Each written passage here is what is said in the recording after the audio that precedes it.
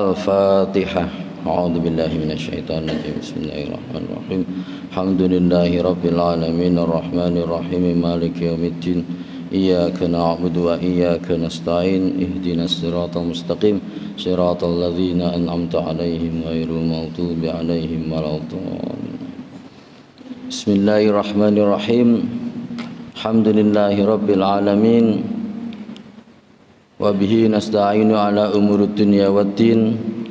Wassalatu wassalamu ala asyrafil anbiya'il mursalin Sayyidina Muhammadin wa ala alihi wa ashabihi ajma'in. Amma ba'd. Para kiai, para bini sepuh, bapak, ibu, jamaah sholat subuh yang insyaallah dirahmati Allah subhanahu wa ta'ala, izinkan pada kali ini di waktu yang singkat ini, karena kita bersamaan dengan 1 Muharram yang barusan kita peringati, kita lalui. Jadi tema kuliah subuh kali ini kami kaitkan dengan itu, bersamaan dengan datangnya tahun baru Islam, menggapai ridho ilahi dengan nyaman dalam kebenaran. Ma'asyiral muslimin rahimakumullah. Tahun baru Hijriyah itu mulai ditetapkan ketika zaman Khalifah Umar bin Khattab radhiyallahu anhu.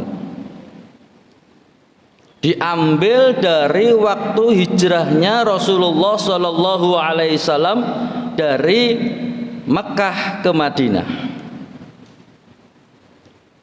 Akan tetapi fakta di lapangan dalam kitab Fathul Bari disebutkan bahwa ternyata hijrahnya Rasulullah itu bukan 1 Muharram tetapi Rabiul Awal. Lalu mengapa umat Islam, Khalifah Umar bin Khattab dan para sahabat saat itu menetapkan bahwa 1 Hijriyah atau tanggal Islam, tahun baru Islam adalah Muharram bukan Rabiul Awal? Ternyata dalam kitab Fathul Bari dijelaskan bahwa pada 1 Muharram inilah Rasulullah sudah sampai di Kuba. Jadi bahasa istilah gampangannya sudah meninggalkan Makkah yang saat itu zaman jahiliyah, zaman kekafiran. Jadi titik inilah yang disebut dengan zaman kemenangan, ketika Rasulullah sudah terbebas dari tempat kafir ke tempat yang sudah banyak orang yang menganut agama Islam. Jadi awal dari perjalanan Rasulullah menuju kemenangan ya di Kuba ini. Bahasa kita itu berarti penentu awal, istilah tanda-tanda bahwa keberhasilan Islam itu penting untuk diingat. Sama dengan kita, ketika kita melakukan sesuatu, start awalnya ini penting untuk diingat. Paling tidak adalah untuk mengenang sejarah, menjelaskan pada generasi muda yang akan datang bahwa misalnya Masjid Baitus Salam ini berdiri tahun sekian, siapa yang mendirikan itu patut dikenang dan bisa membangkitkan semangat juang giroh Islami. Bahasa kasarannya kalau dalam ibadah itu kan kita memulai sesuatu dengan niat, Pak. Nah, jadi niat Rasulullah dalam meninggalkan kegelapan ini ternyata penting untuk diingat, sehingga dijadikan 1 tahun baru Hijriyah. Dulu pernah kami sampaikan tentang niat, dan niat ini merupakan punjernya ibadah, tiangnya ibadah. Karena setan sendiri mengakui dalam Al-Quran, semua umat Nabi Adam, semua Bani Adam akan aku goda, illa ibadaka minhumul mukhlasin, kecuali mereka yang ikhlas, yang mukhlas, gak iso digoda oleh setan. Berarti otomatis ini utama. Akan tetapi di lapangan menyatakan ini, banyak orang mengatakan angel di kelas itu, mesti tergoda dengan sesuatu. Mengapa seperti itu? Ya karena kita mengikuti pola pikir kita sendiri selaku manusia. Coba kita mengikuti pola pikir kita dalam hal ini adalah pola pikirnya Allah dalam Al-Quran, maka enak. Saya punya sebuah buku cuma belum selesai, Pak. Beberapa buku sudah saya tulis, cuma yang ini belum selesai karena kesibukan riwa-riwi, akhirnya belum selesai. Yaitu judulnya yang nanti rencananya kami beri judul Mengubah Peradaban dengan Hati. Di situ dijelaskan salah satunya hal yang mudah untuk mencapai keikhlasan adalah kita mengikuti pola pikir Allah yang ada dalam Al-Quran. Apa itu? Kita lihat Nabi Ibrahim alaihissalam, termasuk Luqmanul Hakim, orang-orang yang disebutkan dalam Al-Quran rata-rata hampir semuanya memulai pendidikan anaknya atau dirinya dari tauhid, keyakinan. Kalau itu kita lakukan, maka untuk mencapai ikhlas sangat mudah, karena kita sudah bersyahadat. Syahadat itu asyhadu alla ilaha illallah, bukan hanya meyakini tapi menyaksikan. Jenenge wong delok itu berarti mengalami. Nggih. Jenengan dadi saksi lek gak ngalami kira-kira sah enggak, Pak? Ditanya, "Anda saksi?" "Iya." "Tahu kejadiannya?" "Ya dari orang." Nah, ini gak sah. Namanya asyhadu ini mengalami, menyaksikan, melihat sendiri. Loh, Ustadz, gimana kita melihat Allah? Ya enggak bisa. Nabi Musa yang kayak gitu saja kepingin melihat Allah, tidak mampu, apalagi kita. Tetapi kita bisa melihat Allah dari tanda-tanda kebesarannya, dari sifat-sifatnya melalui bil ilmi, dengan ilmu. Paling gampang gini, Pak, karena Allah sebagai Tuhan itu absolut, kebenarannya tidak bisa diganggu gugat. Siapapun orangnya, ketika ditanya 1 tambah 1 sama dengan 2, nggih. Baik itu presiden, baik itu menteri, tukang sapu, takmir, lek ditakoki 1 tambah 1 pasti 2. Siapapun itu, karena kebenarannya absolut. Jenengan kalau saya tanya kopiah saya warnanya apa, mesti jawabannya hitam. Gak usah ngenteni tak kayak duit. Masuk leren kayak duit baru ngomong, "Iya kopi aku hitam ya, katakan nanti hitam." Nggak usah, bukan pemilu. Jenengan saya tanya sorban saya warnanya hijau, nggak usah dikasih uang, nggak usah disogok, nggak usah dibujuk, sudah mengatakan karena kebenaran absolut. Sama dengan Allah. Kenapa kita mengatakan Tuhan itu Allah, yang menciptakan langit dunia itu Allah, harus menunggu diiming-iming surga, sholat supaya masuk surga. Lu menyembah Allah kok diiming-iming, padahal kita mengatakan hal yang absolut, 1 tambah 1 tidak perlu disogok, tidak perlu dibujuk, tapi mengatakan Allahu la ilaha illahu. Mengapa kita harus leren? Oh, surga nanti dikasih bidadari, pahalanya sekian. Ini yang harus kita renungkan. Dengan melihat sifatnya Allah, kebesaran Allah, jangankan umat Islam, orang-orang kafir saja sebenarnya mengakui, hanya malu. Mohon maaf sekali lagi, survei membuktikan rata-rata orang yang mu'alaf dengan bacaan-bacaannya itu imannya lebih kuat daripada kita yang apa? Bahasa kita itu Islam ketawal. Islam ketawal. Kecuali kalau jenengan bil ilmi, belajar, mengkaji kitabnya Allah, berbeda. Tapi lek gerutak-gerutuk dari awal sudah lahir sudah Islam, ini biasa imannya hanya yakin saja. Saya yakin Allah. Padahal ada tiga kriteria. Yang pertama adalah yakin, ainul yakin, dan hakul yakin. Harusnya minimal kita ada di ainul yakin. Apa? Melihat dengan mata kepala kita sendiri, minimal dengan bil ilmi bahwa Allah adalah Tuhan kita. Salah satu contoh, Fir'aun itu kayak apa? Sampai mengaku menjadi Tuhan. Pada hakikatnya sebenarnya dia mengakui bahwa Allah itu Tuhan. Karena apa? Ketika Nabi Musa menunjukkan mukjizat yang dipertunjukkan di depan umum, sebagian hampir semua penyihir masuk Islam, walaupun awalnya menentang. Bahkan Fir'aun ketika sebelum meninggal, dalam Al-Quran, amantu bi Rabbi Musa wa Harun, mengatakan seperti itu, aku beriman Tuhannya Nabi Musa dan Harun. Tapi wis telat. Abu Jahal, Abu Lahab, diakui tidak diakui, mereka suka mendengarkan bacaan Qurannya Rasulullah, sampai delik-delik, sembunyi-sembunyi demi mendengarkan bacaannya Qurannya Rasulullah. Jadi kebenaran Islam, kebenaran Allah sebagai Tuhan itu ala kulli bayyinah, ala bayyinatim mir Rabbi. Jadi tidak ada yang tidak jelas, jelas sekali.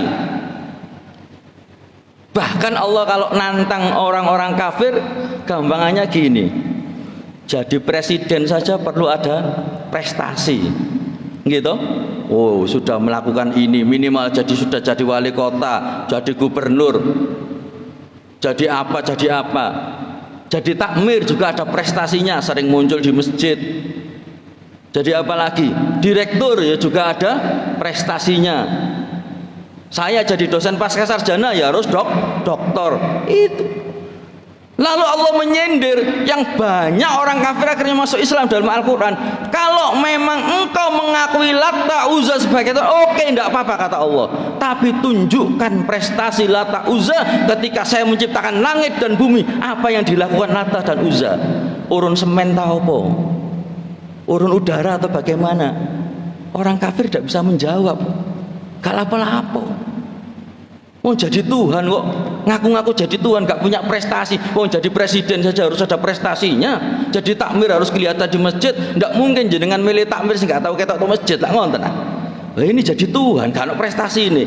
Oh, ketika Allah menciptakan langit dan bumi, apa Lata Uzza, apa Fir'aun. Bahkan Fir'aun dikatakan kalau memang Fir'aun Tuhan, lalu pendahulu-pendahulunya siapa Tuhannya? Masuk Tuhan datangnya terlambat. Itu dalam Al-Quran dijelaskan seperti itu, sangat weloh-weloh, sangat jelas. Lah kita kok menyembah Allah leren diiming-iming surga, leren diiming-iming, nah ini karena kita kurang membaca ayat-ayatnya Allah, sehingga kita ini keikhlasan kita menjadi berkurang. Dan ma'asyiral muslimin rahimakumullah, kalau kita terus membaca ayat-ayat Al-Quran, kadang-kadang kita akan menangis. Selain Allah itu Tuhan, tidak butuh sembahan kita, tidak butuh disembah. Walaupun dunia ini tidak ada yang menyembah, Allah tetap Allah. Walaupun kiamat, Allah tetap Allah. Jenengan tidak sholat semua loh, Allah tidak berpengaruh. Itu Allah Al-Hayyu Qayyum, Maha hidup dan berisen sendiri. Dan Allah menyatakan innallaha binnasi laraufur rahim. Itu kita harus sadari. Innallaha, sudah inna ada laraufur rahim. Wis ono inna sesungguhnya, laraufur rahim sesungguhnya dua kali. Sangat cinta pada umatnya, sangat sayang pada umatnya, dan akan memaafkan kesalahan umatnya selama nafas belum habis tenggorokan. Terbukti ketika cerita Nabi Musa dan Korun. Korun itu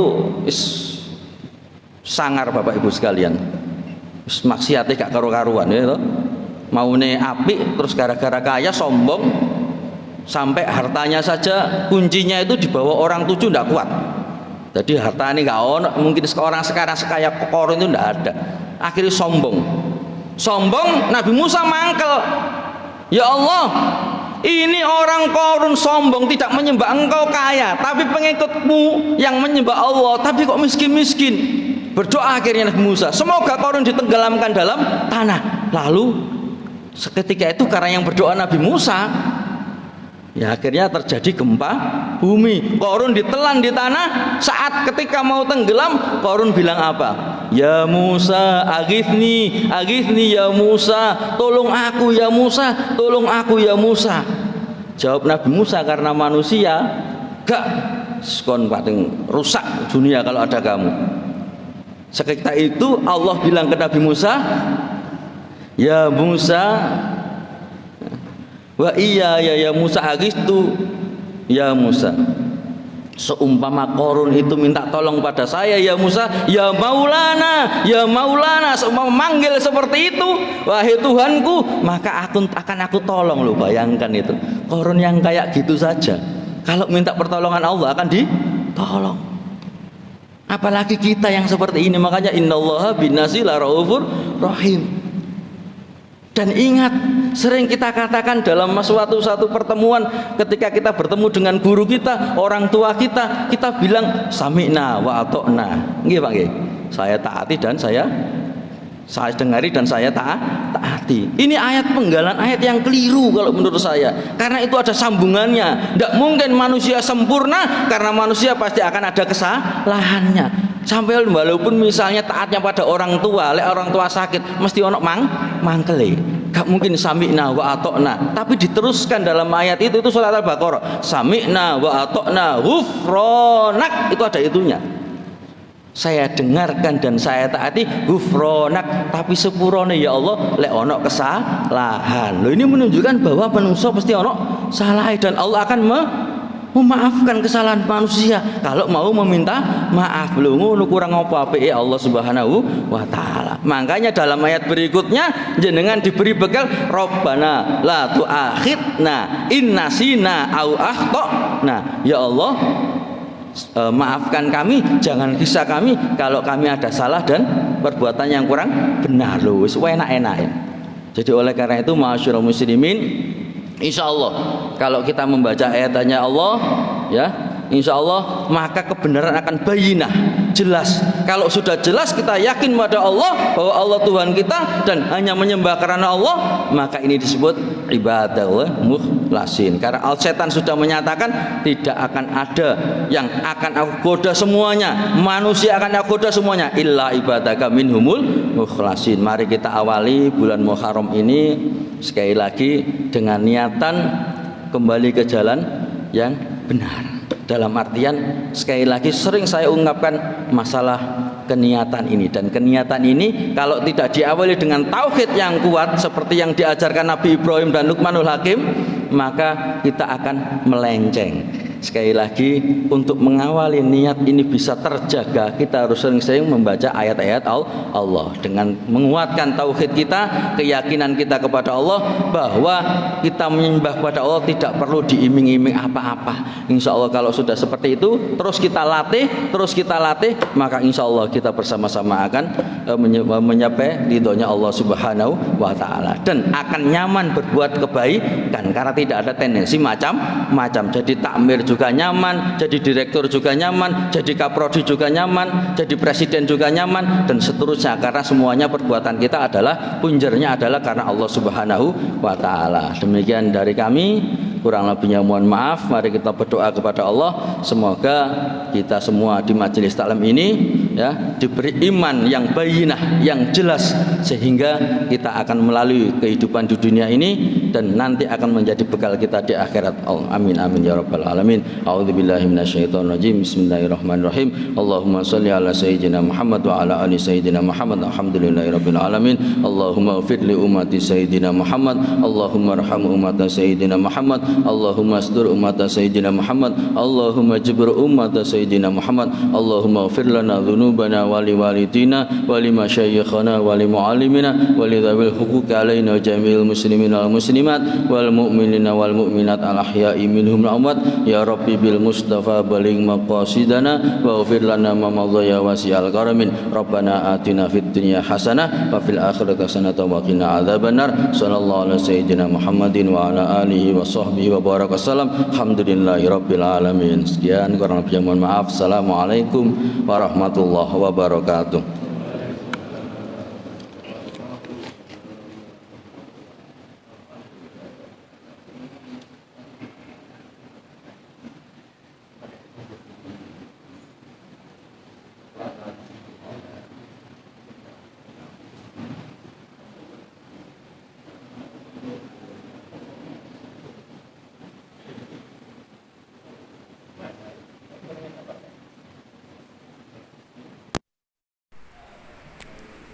Pripun? Bang. Nggih. Lho, ini. Oh, iki ya. Reoni ya. Ya. Reoni. Lagi kate. Ada. Ya tetap ya anu nggih. Tetep. Zaidin. Nggih, kula jak dapat yayasan. Nggih. Asal ngendikan nggih. Nggih. Yayasan